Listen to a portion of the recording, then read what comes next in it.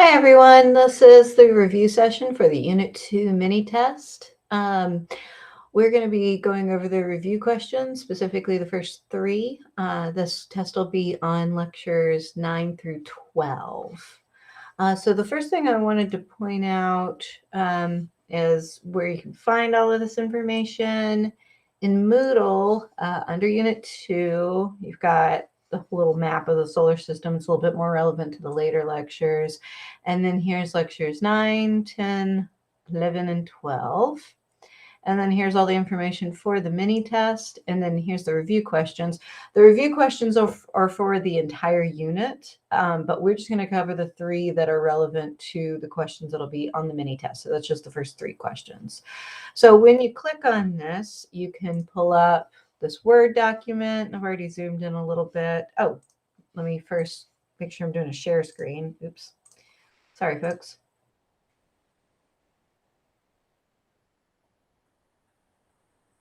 Now you should be able to see everything that I've been doing. So like I said, in Moodle under Unit 2, here's the review questions. Pulling these up, you've got this document. I'm going to hide this just so there's not extra stuff going on my screen here. And we're going to go through just the first three. So question 1 is relating mainly to lecture 9. It's a little bit of the history and sort of an introduction to astronomy.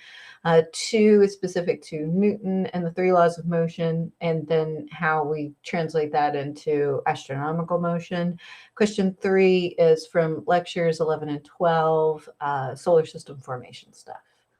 So as we go through these, we're going to start with 1. Explain in detail how scientific thinking evolved from a geocentric view. Geocentric meaning Earth-centered, meaning Earth is at the center and everything else moves around it, view of the universe, to a sun-centered model. When you move to a sun-centered model, you also have to adopt this idea of independent solar systems so that all of the rest of the stars in the sky, they're not orbiting around our sun. They're their own common centers of orbital motion.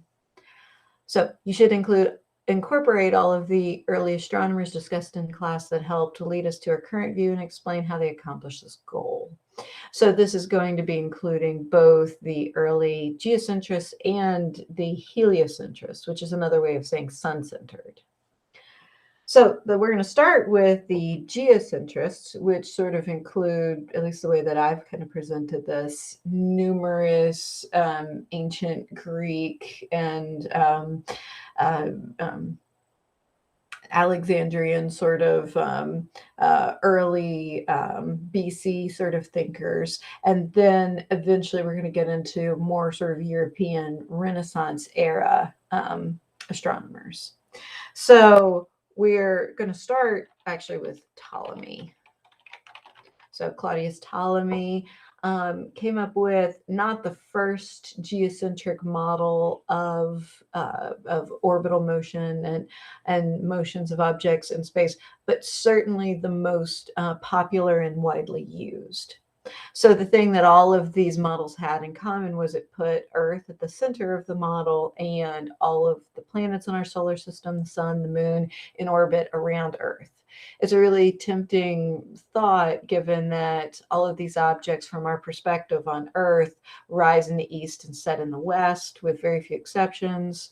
Ptolemy was even able to incorporate something called retrograde motion, where some objects appear to move backwards and then forwards again if you're thinking about them as all orbiting around the Earth.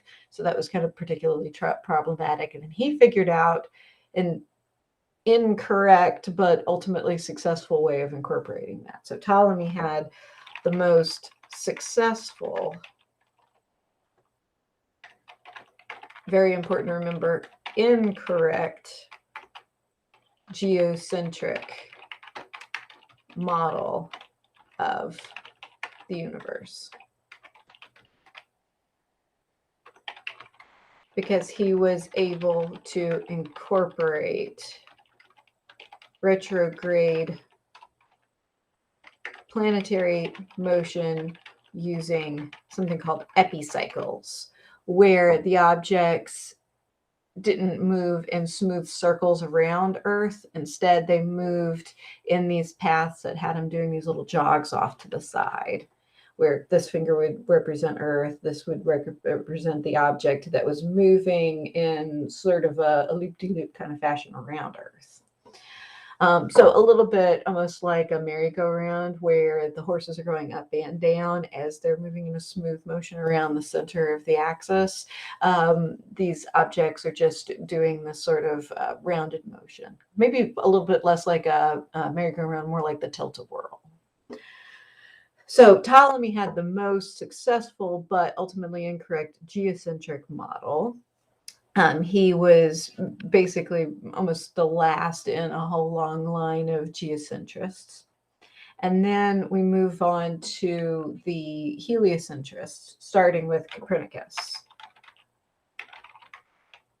followed by Tycho Brahe, Kepler, ultimately Galileo. These were all heliocentrists. So that's sun-centered.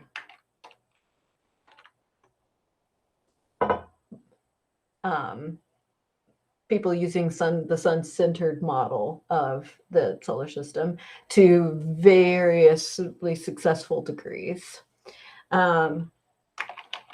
Copernicus was the first to publish this model. Brahe sought to improve it with better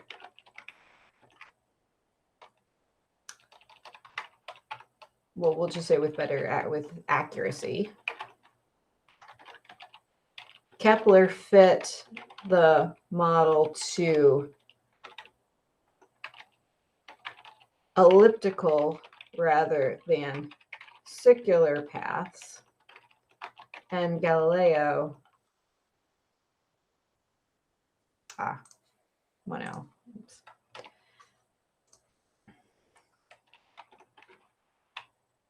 And Galileo validated it by establishing a basis for ideas like inertia. So this is an extremely simplistic view here, but I hit most of the major big names that you need. Really, lecture 9 as a whole could be really kind of thought of as, here's a contributor to our historical understanding of astronomy, and here's what they did and how they contributed.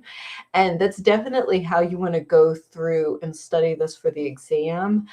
You don't really need to know a whole lot about their personal biography. You don't need to know last names or the dates in which they may have made some discovery. You just need a very general understanding of who this person was and what they did.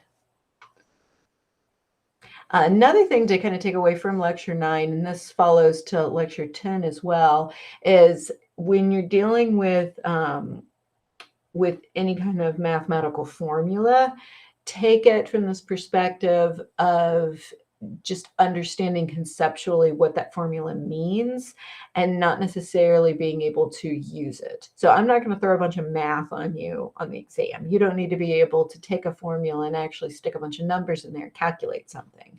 Instead, for, let's say, Kepler's third law of planetary motion, what you want to be able to do is just understand what the variables are. So for that, it's orbital period and average distance. And just know that those two things are related to each other. It's p squared equals a cubed. And all that you're really taking away from that is that they are equivalent to one another. Those numbers are going to relate to one another. If one gets bigger, the other gets bigger too. So it's a good way to tackle all of the equations that I might throw at you at this class. Unless it's stated otherwise, you don't really need to be able to use them. You just need a conceptual understanding of what the variables are, and very importantly, what the constants are. If you've got a constant, like in Newton's universal law of gravitation, big G is a constant. A constant is not a variable. A constant's a number that we throw in to make the math work. So knowing that will get you pretty far on all of the tests that will test your understanding of this material. So 2, what are Newton's 3 laws of motion? That's the easy part. And then the not so easy part, how do they describe the motion of objects in space? You probably have a back history of knowing Newton's 3 laws of motion. It's probably not the first time you've heard these before. It may be the first time you've heard some of the applications to astronomy. So Newton's 3 laws of motion are effectively inertia, F equals ma, and what I'm very briefly calling the action-reaction law. So that's Newton's first, second, and third law of motion. Now, it was actually Galileo that came up with the basis for the idea of inertia. And the fear here is that people had a hard time accepting the idea that the Earth was actually moving in space, that we were in orbit around the sun and not vice versa. And one of the reasons they had a problem with this is because they were picturing this Earth moving through space, and wouldn't we just leave clouds and birds behind? Wouldn't we just fall off of the Earth if the Earth was moving through space? Now, know that these people had no idea of what gravity was. And that's a big hill to climb if you're trying to understand why objects would stick to a moving Earth or stick to the Earth at all. Another part of this is not having a basis for the understanding of inertia. So Galileo ran a bunch of experiments that basically showed that objects that are part of the Earth, that are on the Earth's surface or in the Earth's atmosphere, would move with a moving Earth because they would have inertia. Newton just published this as part of his 3 laws of motion. The idea that an object in motion will stay in motion,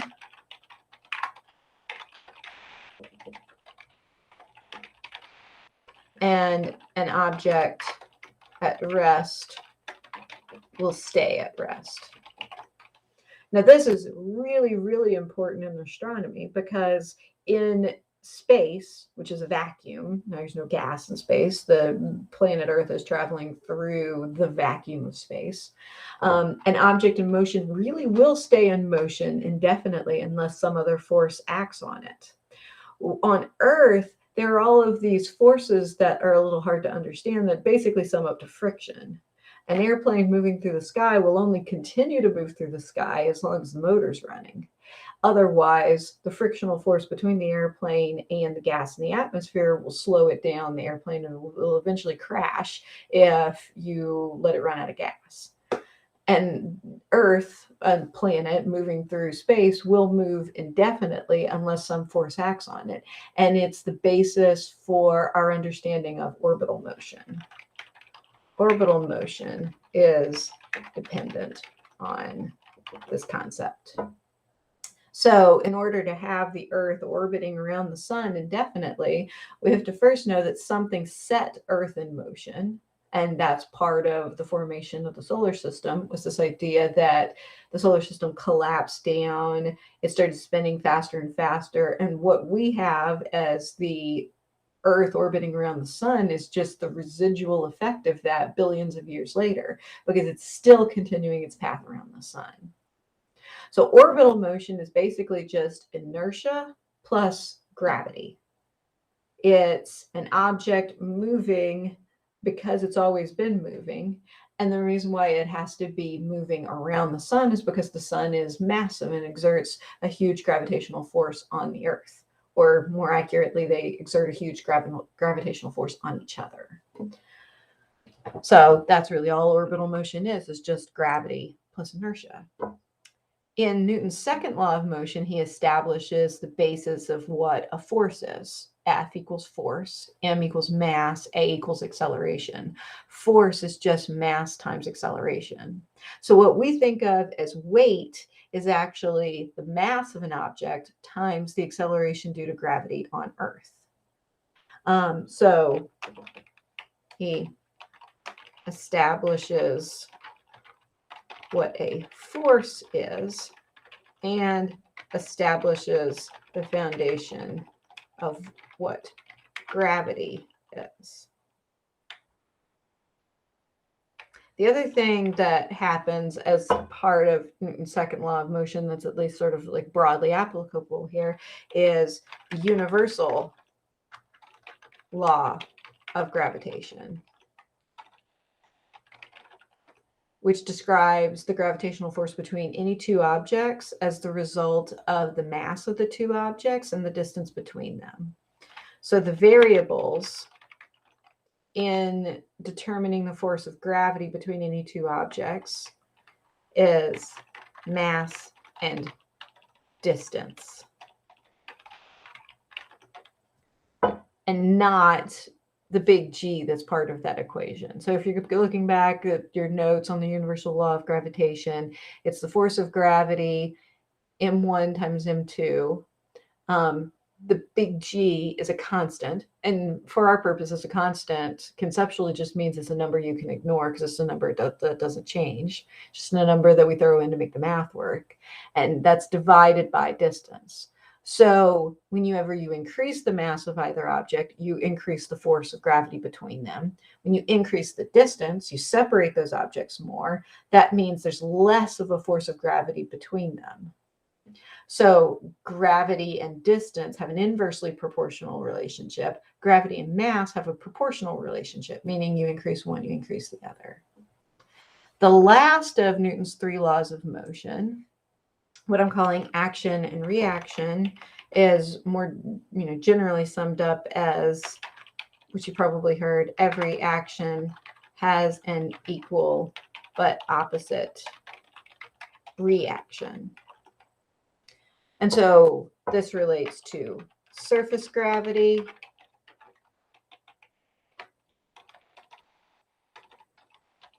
and the shape of objects in space generally being spherical or broadly spherical. So surface gravity is an action-reaction where the gravity of a massive object in space, if it's heavy enough, is going to be enough to pull the object into something that has a common center of mass and a radius that's equal in all directions. So gravity is pulling everything to the center, so the radius in any direction is going to be the same, and that makes the object spherical. So stars, massive planets, most of your more massive objects in space are spherical. And something that's less spherical is effectively just not going to have enough mass to pull itself into a sphere. That would be things like smaller asteroids. The other part of this action-reaction thing I want to get into is the concept of escape velocity and how that leads to atmospheric retention. So this is going to be something that is really crucial in the difference between terrestrial and Jovian planets later on. But a planet's ability to hold on to an atmosphere is effectively dependent upon its internal mass, the mass of the solid interior of the planet itself. Terrestrial planets are really, really small compared to even the cores of Jovian planets. And that's why our planets can't hold on to the more abundant lightweight gases like hydrogen and helium. Those gases are moving too fast and our escape velocity is too small. So we can't hold on to those gases. Instead, they get retained around the Jovian planets because their cores are 10 times bigger than a planet like Earth. So what type of planet you ultimately end up with is in part dependent on its ability to retain an atmosphere and what kind of an atmosphere it can retain. All right, so that's question 2, Newton's three laws of motion, and more specifically, how they affect objects in space. The last question, how did our solar system form, is talked about across 2 lectures. I mainly concentrate on the formation of the solar system as a whole in lecture 11, and then I concentrate on the formation of planets in lecture 12. So the question is, how did our solar system form, And we should include all of the evidence that supports the theory, explain how conservation and laws are important in solar system formation. So the way we think that the solar system formed is about 4.55, 4.6 billion years ago. Something, we don't really know for sure what that something is. There's speculation that it could have been a distant supernova that set things in motion. We don't know that for sure. Something happened to start the collapse of a gas cloud called a nebula.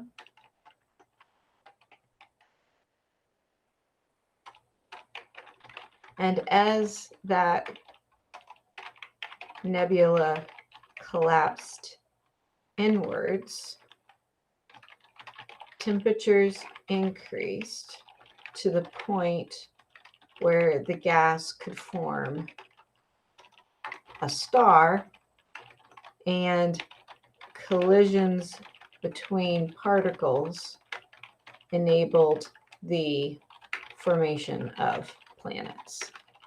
So that's a very, very simplistic, short version of how our solar system came to be. And notice I didn't use the words Big Bang Theory anywhere in that. So let's go ahead and put a title on this. This is the nebular theory.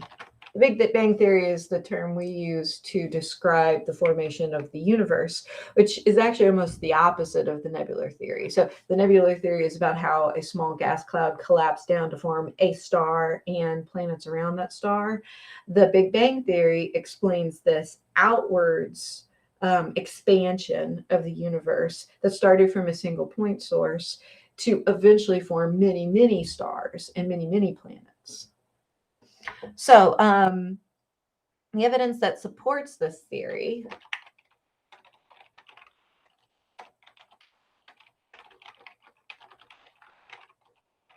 includes the orbital motion of planets and age of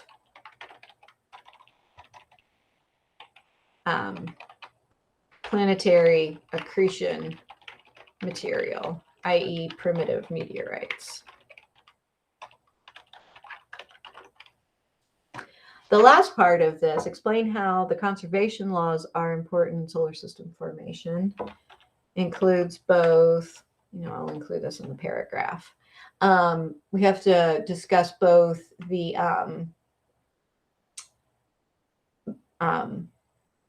conservation of energy and the conservation of angular momentum.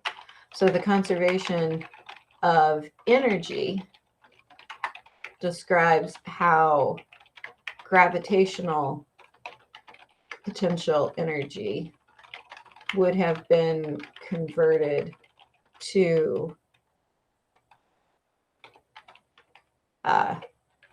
kinetic energy or heat during this process. Just doing something real quick here. So all of this is going to follow on the same page. Okay.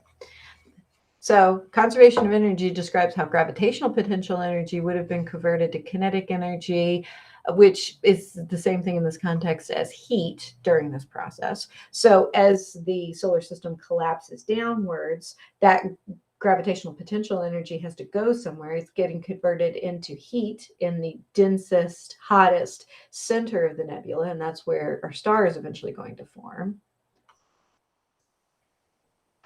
And then the conservation of angular momentum describes why the solar system would have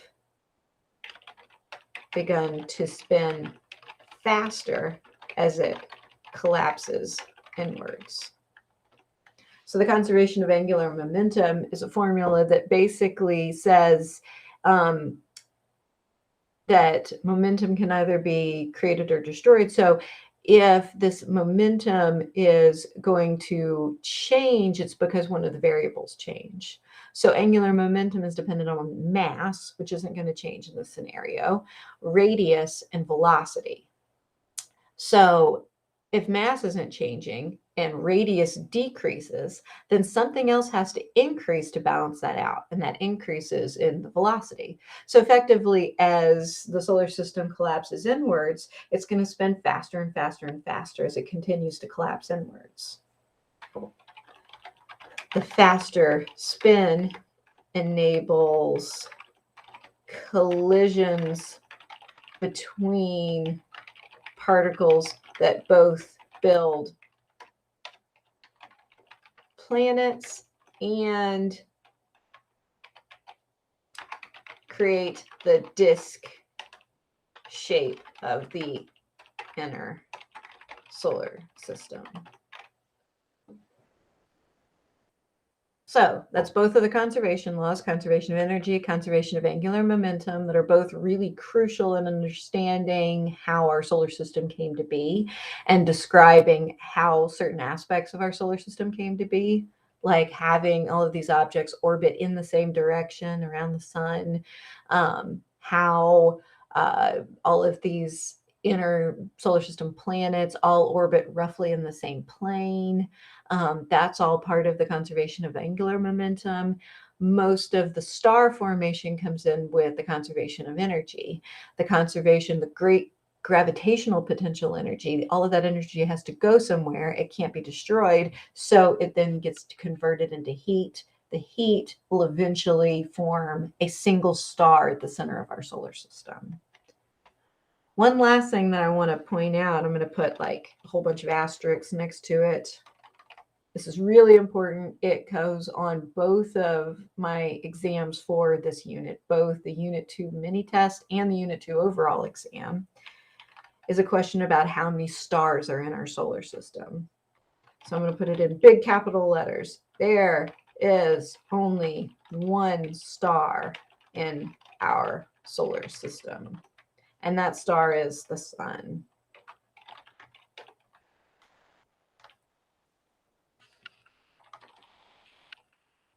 All right. So with that all caps message down there at the end, I think that's probably going to go ahead and wrap it up for us. If you have any questions about any of this material, you're welcome to schedule a meeting with me or send me an email, and be glad to clear anything up for you. So I will go ahead and wrap this up now. Just let me know if you have any questions. Bye, everyone.